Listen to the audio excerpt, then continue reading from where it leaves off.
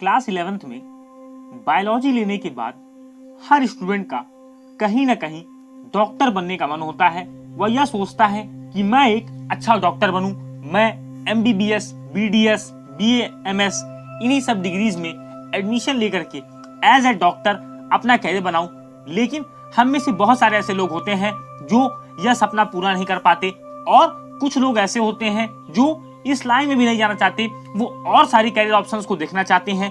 तो आज हम बात करेंगे बायोलॉजी वाले स्टूडेंट्स के लिए क्या ऑप्शन है। अगर आप 12th पास बायोलॉजी से हैं तो आपको डॉक्टर के अलावा कौन कौन से ऑप्शंस हैं जो आप कर सकते हैं। देखिए, ऐसा नहीं है कि अगर आप डॉक्टर नहीं बन पाएंगे तो आपके पास और सारे ऑप्शंस नहीं हैं। ऐसे बहुत सारे अच्छे ऑप्शंस हैं, कैरियर ऑप्शंस हैं, जिनमें जा करके आप अपने फ्यूचर को ब्राइट बना सकते हैं और बहुत आगे जा सकते हैं। सबसे पहले हम बात करें तो बायोलॉजी वाले स्टूडेंट्स के लिए अदर देन MBBS के बाद जो पहला प्रेफरेंस होता है वह BSc का होता है, बैचलर ऑफ साइंस। बहुत सारे लोग BSc करना चाहते हैं। BSc और BSc हॉनर्स, ये दो तरह की डिग्रियां आप लोग लेते हैं। जनरली जो नॉर्मल BSc होती है वो जूलॉजी, बॉटनी और केमिस्ट्री ZBC से आप लोग करते हो। इसके बारे में मैं आपको बता दूं, अगर आप BSc के बाद 2 साल MSc कर लेते हो जूलॉजी, बॉटनी या केमिस्ट्री से, तो इसके बाद आप टीचर बन सकते हो किसी भी स्कूल में। आप चाहो तो BSc के बाद 3 ईयर इंटीग्रेटेड B.Ed प्रोग्राम कर सकते हो। अब बात करते हैं कि difference between BSc and BSc honours. सबसे पहले जान लीजिए, जब भी किसी डिग्री के सामने हॉनर्स लग जाता है, इसका मतलब वह डिग्री जब आप हॉनर्स में लेते हो तो आपको एक स्पेशलाइजेशन, एक पार्टिकुलर सब्जेक्ट में दी जाती है। ऐसा कि आपके BSc हॉनर्स में भी होता है। अगर आप जूलॉजी, बॉटनी या केमिस्ट्री से हॉनर्स कर लेते हो तो आपको किसी ना किसी सब्जेक्ट में स्पेशलाइजेशन मिल जाता है। लेकिन आपको मैं बता दूं, अगर आप BSc हॉनर्स जूलॉजी से, बॉटनी से या केमिस्ट्री से करते हो तो आप MSc में भी वही सब्जेक्ट ले पाओगे जिससे आपने BSc हॉनर्स अपना कंप्लीट किया है। लेकिन आपकी नॉर्मल BSc में ऐसा नहीं हो सकता। नॉर्मल BSc में आपके पास तीनों सब्जेक्ट होते हैं। आप MSc किसी भी सब्जेक्ट में से जूलॉजी, बॉटनी या केमिस्ट्री से आप कर सकते हो। सबसे बड़ी बात है कि अगर आप टीचर बनना चाहते हो तो आप BSc के बाद B.Ed कर सकते हो। इसके बाद आप BSc प्लस MSc करके B.Ed कर सकते हो, फिर भी आप टीचर बन सकते हो। अगर आपका टीचिंग लाइन में अनुभव आपको है कि टीचिंग लाइन में आप पढ़ाना चाहते हो तो आप टीचिंग भी कर सकते हो। अब बात करते हैं BSc से रिलेटेड कुछ और ऑप्शंस की। तो BSc से रिलेटेड आपके पास BSc in microbiology, BSc in psychology, BSc agriculture, BSc nursing, BSc environmental science, ये सारे के सारे प्रोग्राम्स आपको 3 इयर्स प्रोग्राम मिलेंगे। बैचलर डिग्री प्रोग्राम्स हैं, इनमें भी जा करके आप एक अच्छा कैरियर बना सकते हो। अगर आपका इंटरेस्ट इन सब्जेक्ट्स में है तो आप इन सब्जेक्ट्स को भी पढ़ सकते हो। BSc एग्रीकल्चर की बात करें तो बहुत ही डिमांडिंग कोर्स है, बहुत ही पॉपुलर कोर्स है बायोलॉजी वाले स्टूडेंट्स के लिए।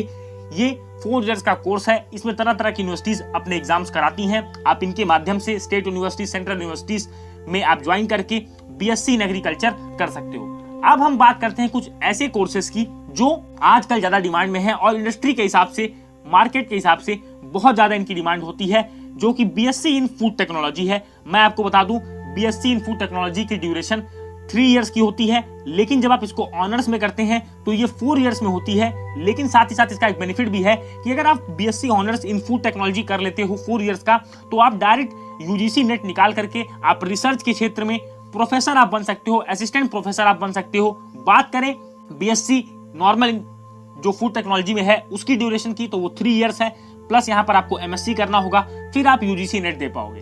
अगर आप चाहते हो कि मैं मार्केट के हिसाब से और तैयार हूँ, मार्केट में मेरी डिमांड रहे, तो आप BSc इन फूड टेक्नोलॉजी के बाद MBA इन फूड टेक्नोलॉजी भी कर सकते हो, जिससे कि आप जॉब के लिए पूरी तरह से तैयार हो जाओगे। अगले कोर्स की बात करते हैं जो कि बहुत ज्यादा डिमांड में है, वो भी है BSc इन मेडिकल माइक्रोबायोलॉजी। ये आपका 3.5 इयर्स का कोर्स है, जिसमें कि आपको 3 इयर्स आपको स्टडी करनी है और 6 मंथ्स आपकी इंटर्नशिप होगी, आपको ट्रेनिंग दी जाएगी। तो ये कोर्स भी आपके लिए बहुत पॉपुलर है। इसके बाद आप इसमें MSc भी कर सकते हो 3 इयर्स की। इसके बाद आप CSIR नेट का एग्जाम दे सकते हो।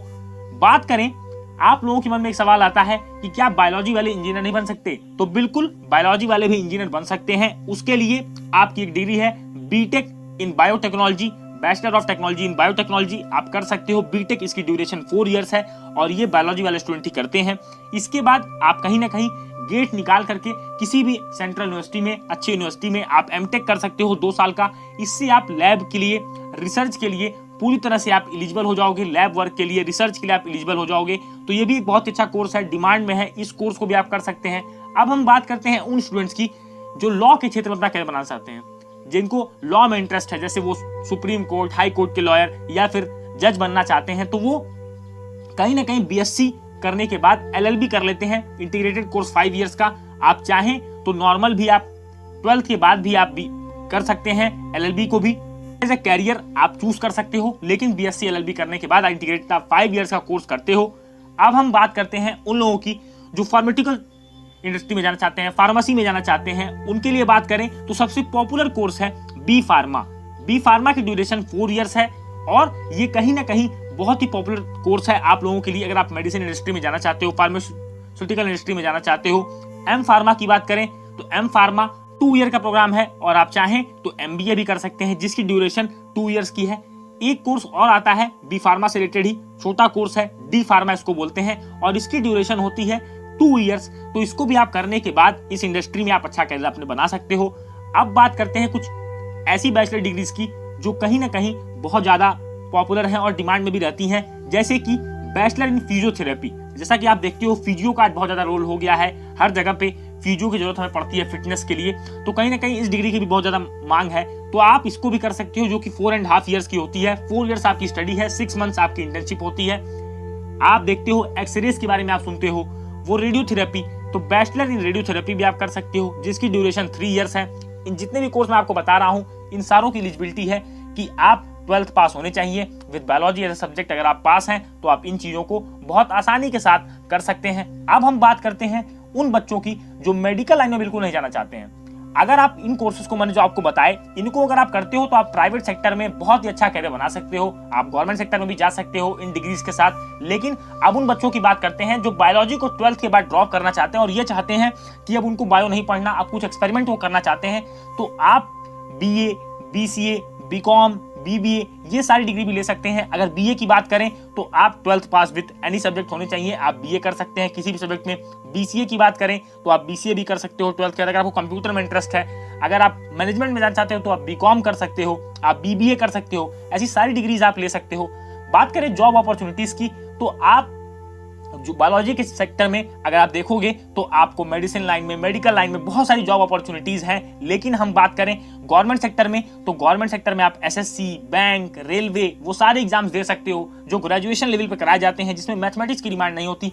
बात करें जैसे SSC, CGL, bank PO, IBPS PO, IBPS clerk, वो सारे एग्जाम्स जिसमें मैथमेटिक्स की डिमांड नहीं होती, उन सारे एग्जाम्स को आप दे सकते हो, उसमें बैठ सकते हो। बहुत सारे लोग सिविल सर्विसेज की तैयारी करना चाहते हैं तो यूपीएससी, सीएससी, सीडीएस, सीएपीएफ ये सारे एग्जाम्स आप लोग दे सकते हैं। इसके लिए आप प्रिपेयर कर सकते हैं। इसके लिए आपको केवल ग्रेजुएशन आपकी डिमांड की जाती है कि आप ग्रेजुएशन होनी चाहिए, किसी भी आप सब्जेक्ट से ग्रेजुएट हो, आप इन एग्जाम्स को दे सकते हैं, इन एग्जाम्स में अपीयर हो सकते हैं। तो ऐसी बहुत सारी अपॉर्चुनिटीज हैं जिनके माध्यम से आप एक अच्छा कैरियर बना सकते हैं। टीचिंग की बात करें तो आप बीएससी के बाद बीएड कर सकते हैं, इसके बाद आप एग्जाम्स क्वालिफाई करेंगे और आप एज ए टीचर आप अपॉइंट हो जाएंगे। तो दोस्तों उम्मीद है कि वीडियो आपको अच्छा लगा होगा। अगर वीडियो इन्फॉर्मेटिव लगा तो वीडियो को लाइक करें, वीडियो को शेयर करें, अपने व्यूज को कमेंट करें कि आप कौन सा कोर्स करना चाहेंगे, क्यों आप इन कोर्स को करना चाहेंगे। मिलेंगे दोस्तों अपने अगले वीडियो में, तब तक के लिए thank you and have a wonderful day ahead.